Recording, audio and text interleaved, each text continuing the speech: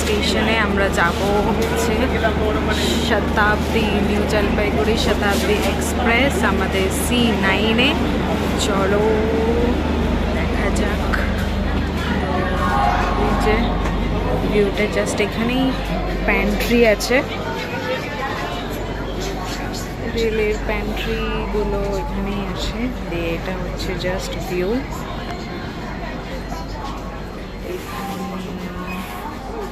চলছে আমাদের সব লাগেজগুলো ঠিক করার।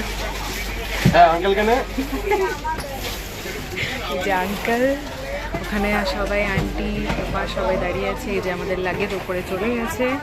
এই যে জাস্ট ভিউটা, যে মা হাই করছে, এই যে জাস্ট ভিউটা। আর এই হচ্ছে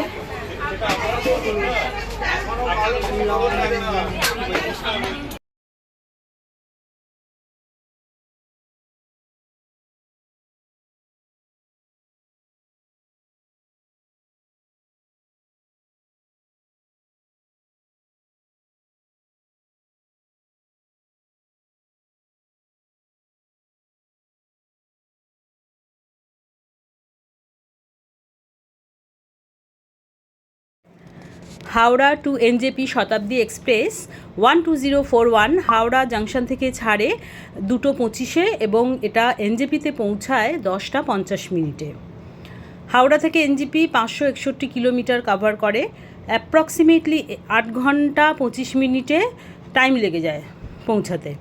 আর উইকলি বেসিসে এই ট্রেনটা ছাড়ে, এনজেপি থেকে ছাড়ে এটা 5:30টায়, আর হাওড়াতে এসে পৌঁছায় 1:45-এ। আমাদের ছিল এসিসিসি, এক্সিকিউটিভ ক্লাসও আছে, আমাদের ছিল এসিসিসি। আর হাওড়া থেকে 11 নম্বর প্ল্যাটফর্ম থেকে ছাড়ে, এনজেপি থেকে ছাড়ে 1 নম্বর প্ল্যাটফর্ম থেকে। ট্রেনটা বেশ ভালোই, চেয়ার কার হলেও বেশ রিল্যাক্সড এবং কমফোর্টেবল। সামনে পা মেলে রাখার অনেকটা স্পেস আছে, আর সিটটা বেন্ড করা যায় রিল্যাক্স করার জন্য।